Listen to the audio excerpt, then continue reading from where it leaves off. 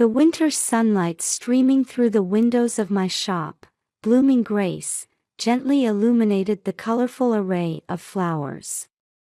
While the streets of Newton were blanketed in a silvery world of snow, my shop had become a warm, spring-like sanctuary where local residents found solace.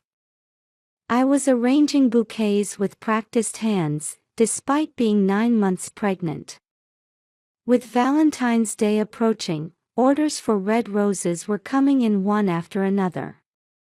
Selecting flowers, trimming stems, and tying ribbons, I completed each bouquet while channeling the sender's emotions.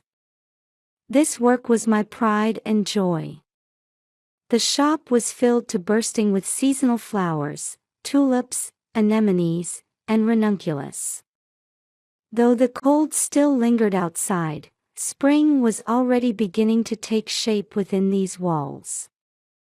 My regular customers would look worriedly at my growing belly, but they always had kind words about how my flowers brought color to their lives. "Mom, I'm home. These flowers smell so nice." My son Oliver had returned from school and was sniffing the freesias displayed in the shop. Every time I saw his innocent smile, I couldn't help but feel blessed to be a mother. "Hey, when my sister's born, let's put these flowers in the hospital room. I'm sure she'll love them." Oliver had been eagerly awaiting his sister's arrival for the past few months. Every night, it had become his routine to place his hand on my belly and talk to the baby. "I can't wait to meet you. Let's play together." Watching him whisper such loving words to his yet unseen sister made my heart swell with emotion. My husband Michael kept busy as an executive at a real estate development company. Recently, with the launch of a new project, he'd been coming home later than usual. Still, he always made time on weekends for us to attend church together. Sunday service at Grace Episcopal Church had become an essential part of our family's routine. Our church community had become our emotional anchor in this town. In particular, many people warmly watched over Oliver's growth in Sunday school. Last Sunday, the women's group surprised me with a baby shower. When they presented me with a handmade baby quilt and shared their heartfelt words, I found myself overcome with tears. Having Dr. Sarah, my longtime friend and an obstetrician at Newton Wellesley Hospital, promise to ensure a safe delivery was also a great comfort. With over 25 years of experience, she was a highly respected physician in the area. Having her as my attending doctor gave me incredible peace of mind. 1 week until my due date. Every day, Oliver would come up with new name suggestions for his sister. Emma, Sophia, Grace. They were all lovely names, but I hadn't decided yet. Michael was pushing for Lily, saying it would be perfect for me as a florist.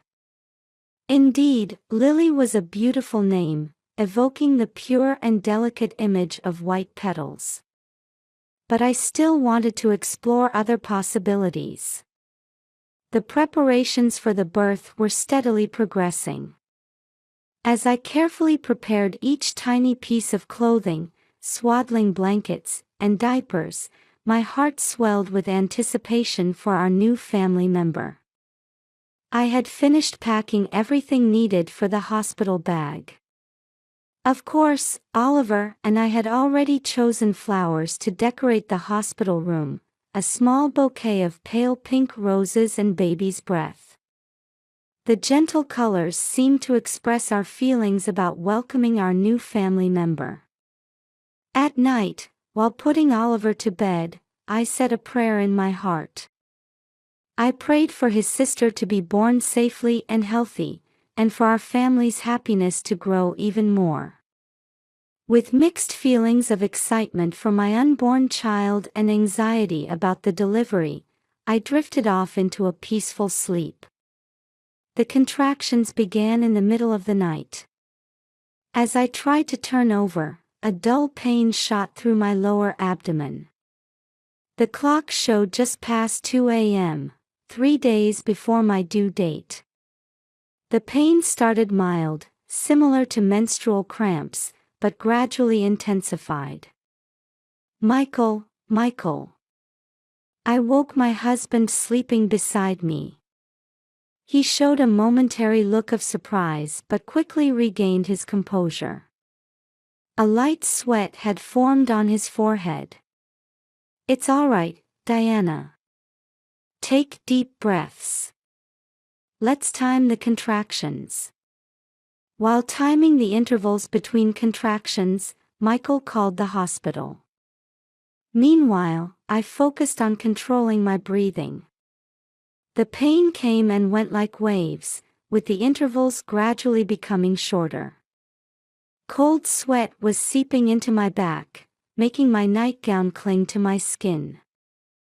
Oliver must have woken up from the noise, as he quietly opened the bedroom door and peeked in. He stood there in his blue pajamas, clutching his large teddy bear. "Mom, are you okay? Does it hurt?" I managed my best smile for my son, who wore a worried expression. "I'm fine, Oliver. It's time to meet your sister. Grandma will be here soon." We didn't need to call an ambulance. Michael drove us to Newton Wellesley Hospital. We arranged for Oliver to stay with our neighbors, the Browns, who gladly took him in. Mrs. Brown smiled warmly as she gently embraced Oliver in his pajamas. "We'll bring him to the hospital first thing in the morning. It'll be a wonderful morning surprise." Michael's car quietly drove through the street lit by street lamps. At each red light, he would check on me, though there was something unsettled about his manner. I also noticed him frequently checking his mobile phone. When we arrived at the hospital, Dr. Sarah was already waiting. Her presence in her white coat gave me great comfort. Nurse Rachel was also there. I knew she worked at this hospital. She was Michael's college classmate, but I hadn't expected her to be on night duty as my nurse. "It's been a while, Rachel." When I greeted her, she showed a slightly surprised expression. Her usual vivacity seemed subdued, and she appeared somewhat tense. "It has been a while, Diana. I'll be taking care of you tonight." Her voice sounded uneasy, and her eyes wouldn't settle, darting around. But at that moment, I was too preoccupied with the intensifying contractions to think much about it. Once in the delivery room, everything progressed rapidly.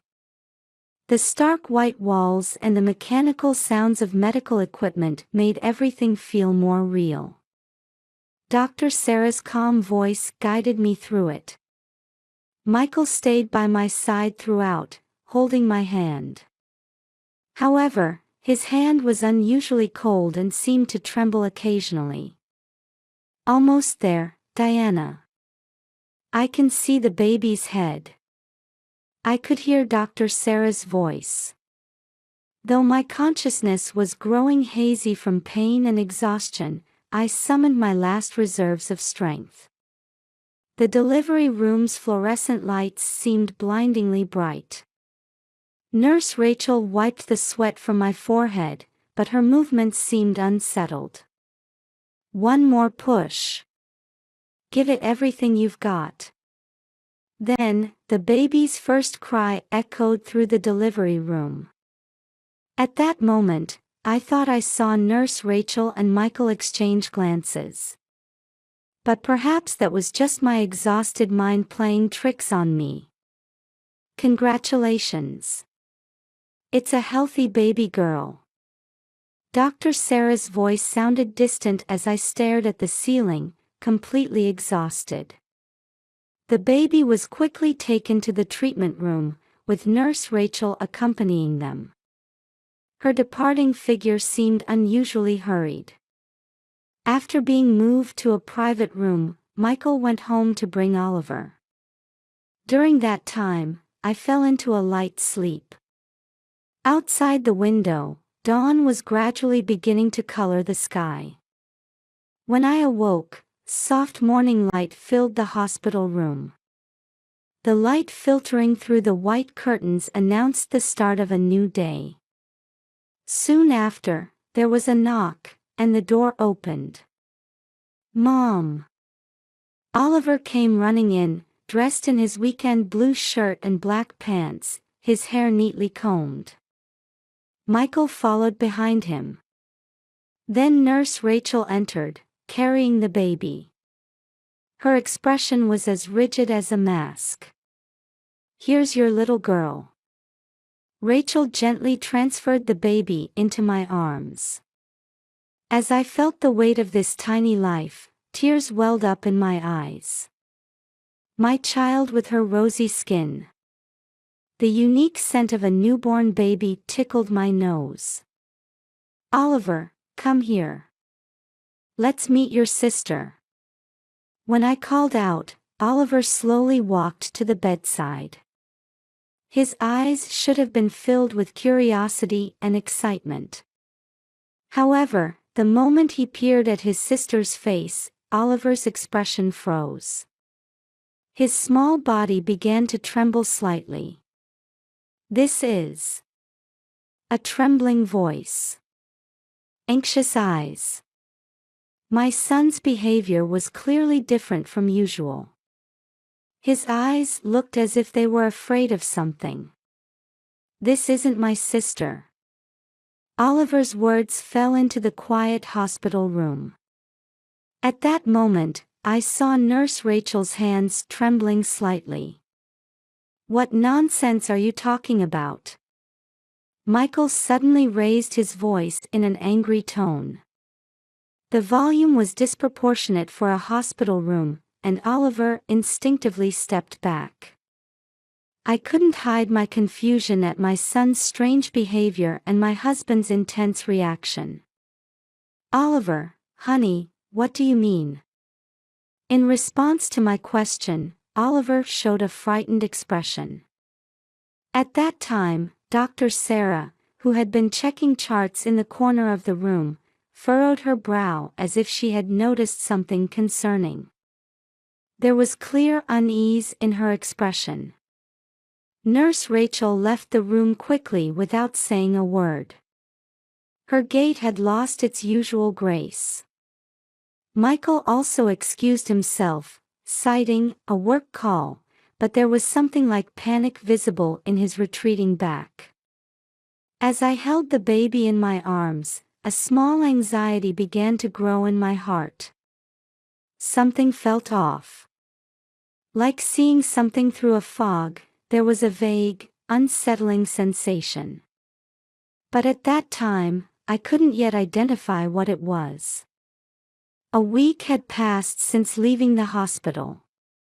On a snowy February afternoon, I watched my baby. In the heated room, my child with her rosy skin seemed unsettled as she slept. There was something off about every feeding time. Each time I held her, there was an unfamiliar sensation that I couldn't quite place. She often turned her face away as if refusing breast milk. Even when I brought my breast to her mouth, she desperately tried to turn away. Even after switching to formula, she wouldn't drink well. When offered the bottle, she would look at it as if it were something foreign. Her weight gain was slow, and the pediatrician suggested continued observation.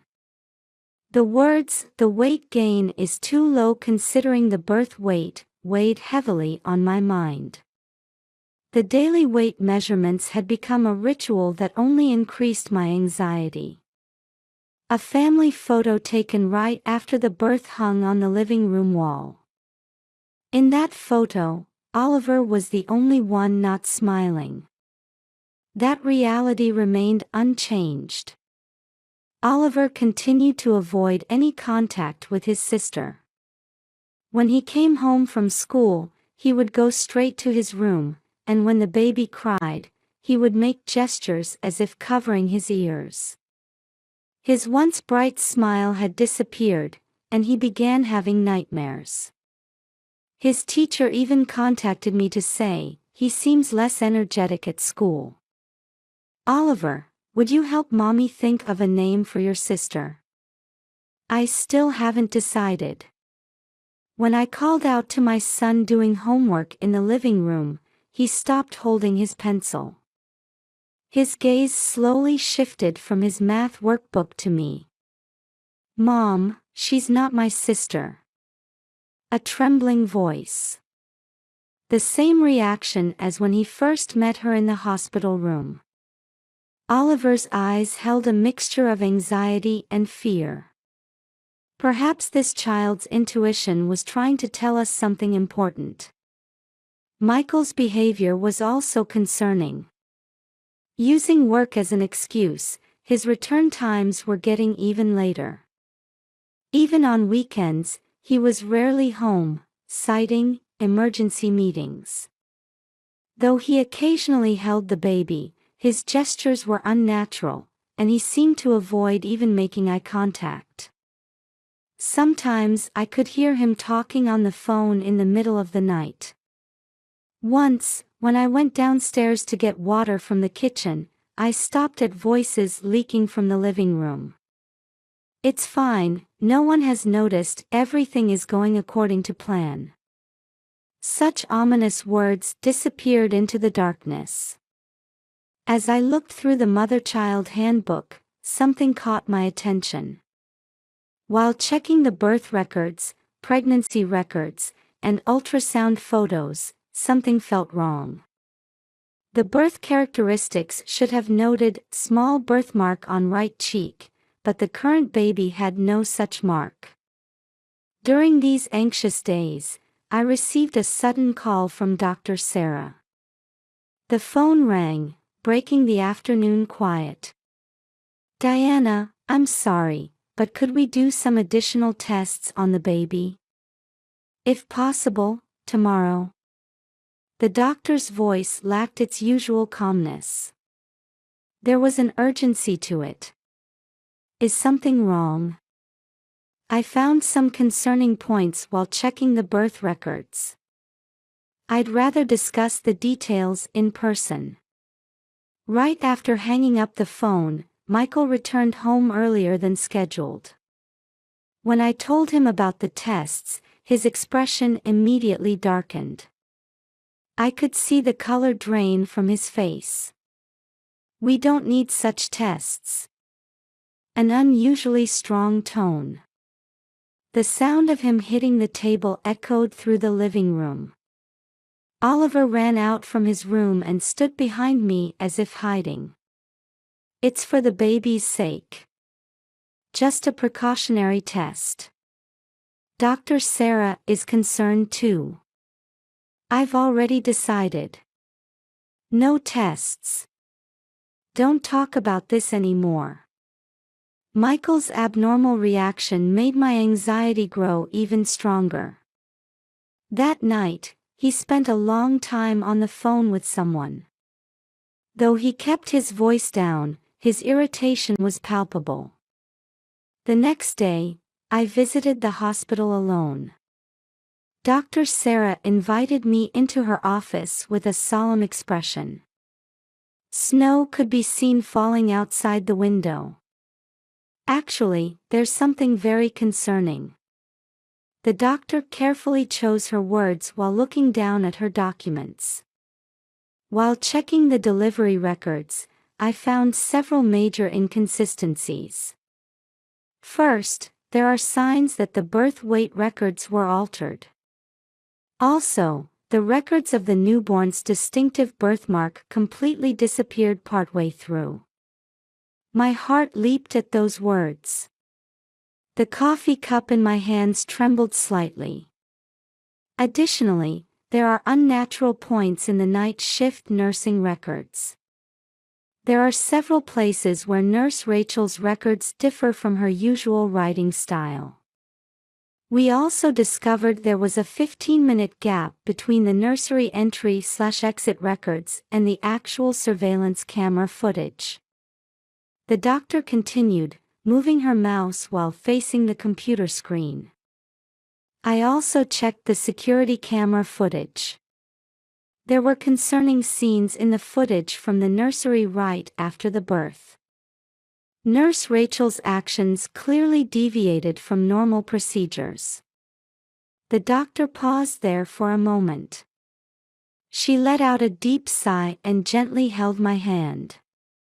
At that moment, the examination room door opened. Without a knock, suddenly, there stood Nurse Rachel. Her face was pale, and her hands were visibly shaking. Her makeup was smeared, and there were dark circles under her eyes. Rachel began speaking in a trembling voice. I can't lie anymore. I'll tell you everything. Her confession was a long story that went back 5 years. It began when Michael and Rachel reunited at a hospital charity party. The two former college classmates spent that night reminiscing about old times. Rachel was working as a nurse while struggling with massive debt from her father's business failure. Michael took advantage of her vulnerable position. I'll help you repay your debt. Rachel found salvation in Michael's whispered words. That was her first step toward ruin. Michael's plan was meticulous. It started as a simple affair. However, when Rachel's pregnancy was discovered, his true nature began to emerge. Michael had an obsession with having a male heir. When he learned that his child with me would be a girl, he began formulating a terrible plan. We'll switch the babies during delivery. Rachel recreated Michael's words with a trembling voice. From the moment he learned of her pregnancy, Michael had begun careful preparations. First, he arranged for Rachel to be assigned to the obstetrics ward night shift. Using hospital relationships, he had the shifts adjusted to match my expected delivery date. Next, he planned the procedure for falsifying records. He obtained passwords for the electronic medical records and prepared to modify the birth records.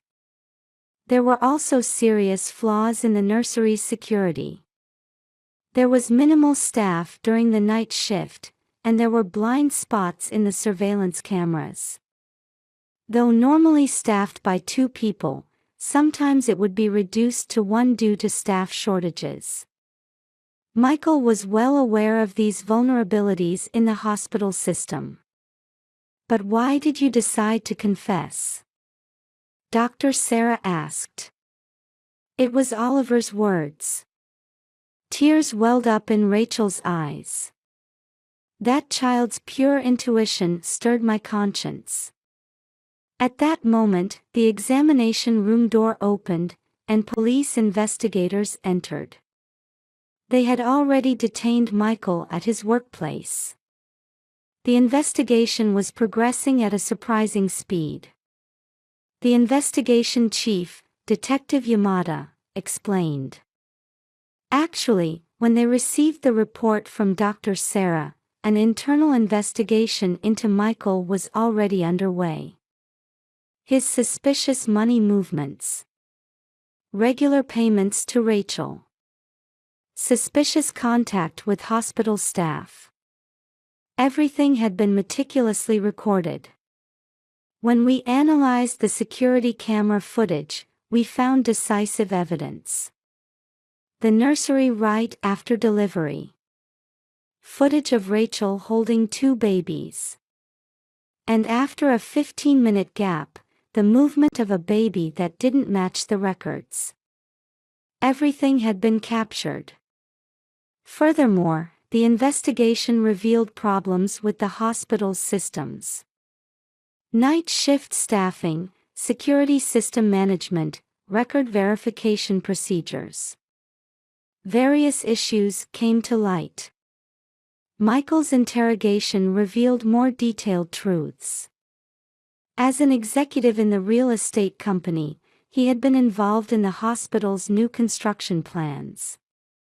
He used that position to obtain internal information. He even knew the blind spots in the security system.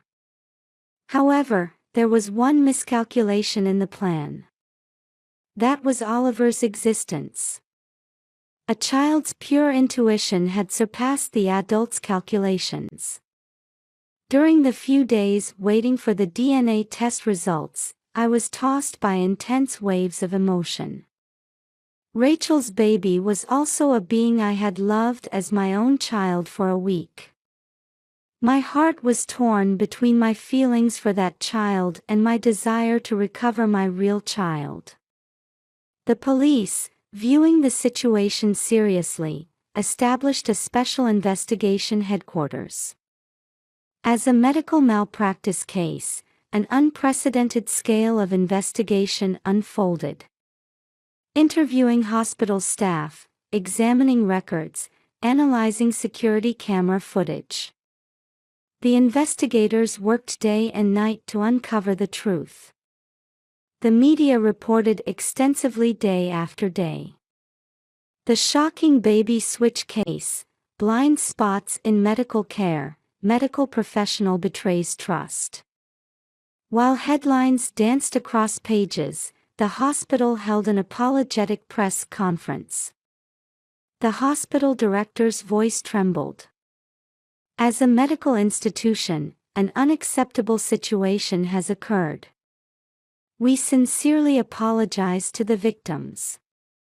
As preventive measures, the hospital promised major systemic reforms. Strengthening nursery surveillance, renovating the electronic medical record system, thorough staff education. However, it would take a long time to restore lost trust. The prosecutors carefully built their case and indicted Michael and Rachel. During the trial, the full extent of the incident was revealed. Michael's careful planning, Rachel's inner conflict, and the flaws in the hospital's system. The defendant Michael Chapman is hereby sentenced to 5 years in prison.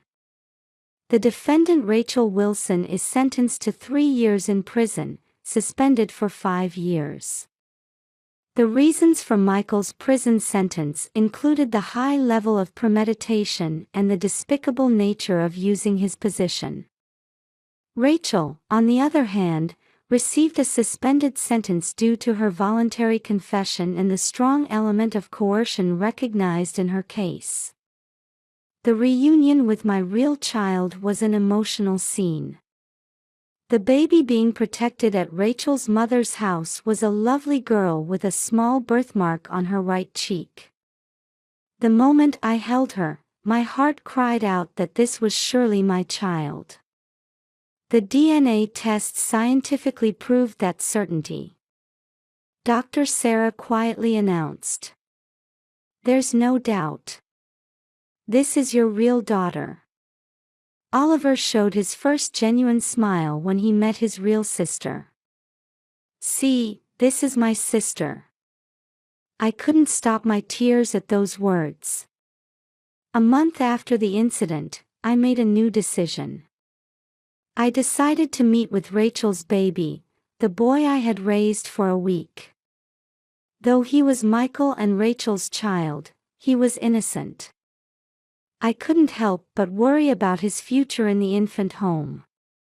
In the visiting room bathed in spring sunlight, we three began exploring a new form of connection. One August morning, I was replacing the shop sign. The words, "Blooming Grace," gleamed in the morning sun. I had thought about adding new to it but decided to leave it as is. Perhaps a new beginning doesn't always require changing something. Now, 6 months after the incident, our lives are moving forward slowly but surely. Mom, Emily smiled. Oliver's joyful voice comes from the back of the shop. My daughter, who had been sleeping in her crib, smiled at her brother's face. We finally named her Emily Grace Chapman. Grace was taken from the name of the church that supported us. It was a name chosen with hope and gratitude. The flower shop had become busier than before. After the incident, people in the community consciously chose to shop at my store. The phone rings with orders, and delivery vehicles come and go. Seasonal flowers adorn the shop, healing hearts. On Saturday afternoons, I chat with customers while making bouquets. Everyone subtly shows their concern for us. Though they don't directly mention the incident, they offer warm words like, "Your children are growing so well," or "Your shop is always filled with such beautiful flowers." After Sunday service, someone always speaks to us in Grace Episcopal Church's hall. The church community continues to provide unwavering support even after the incident. They help watch Oliver in Sunday school, volunteer to babysit Emily, and sometimes even help with housework. God has not abandoned us. The pastor's words from the pulpit one day still resonate in my heart. Indeed, even in darkness, light was always there. Oliver's recovery was remarkable. His grades at school improved, and his bright smile returned. His teacher reported, "He's become so lively, like a different person." His expression is especially proud when he takes care of his sister. "Come on, Emily. Let's go for a walk." On holidays, Oliver insists on pushing the stroller.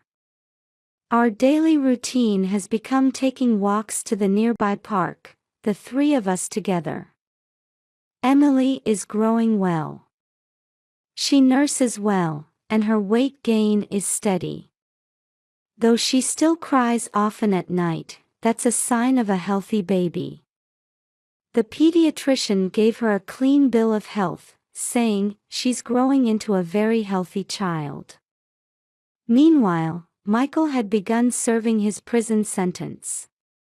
5 years of imprisonment. Several letters have come from him, but I haven't found the courage to open them yet. The envelopes remain in my desk drawer. I think I'll read them someday when the time is right. But not yet. Rachel received a suspended sentence and is now recuperating at her parents' home.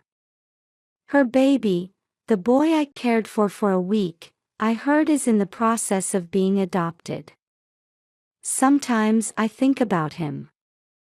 I can't help but hope he's growing up happily somewhere. Newton Wellesley Hospital had undergone major systemic reforms. Security in the nursery was significantly strengthened, with the introduction of 24-hour surveillance cameras, biometric authentication systems, complete digitization of nursing records, and various other measures. Dr. Sarah plays a central role in these reforms. We will never let the same mistake happen again. The doctor's determination is firm, and she's also working hard to establish new training programs. Her figure symbolizes the hospital's collective will to restore trust in medical care. The impact on the local community was significant. Triggered by this incident, neighboring hospitals also began reviewing their newborn management systems. Though media attention has decreased, awareness of medical safety has definitely increased. Sometimes, my shop receives letters from people who have experienced similar harm.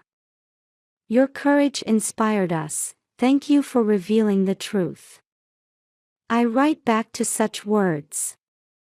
By sharing our experiences and supporting each other, we heal little by little.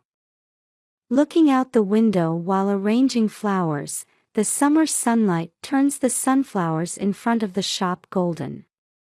Next to them, Oliver is explaining sunflowers to Emily. Look, it's like the sun, isn't it? Emily, grow up bright like this too. Watching the siblings smile, I realize that our new life has truly begun. The scars may not fade easily. But carrying them with us, we're moving forward one step at a time. Outside the shop, autumn winds were beginning to blow. The flowers change their appearance with the passing seasons. But I believe that our family's bonds will continue unchanged, forever.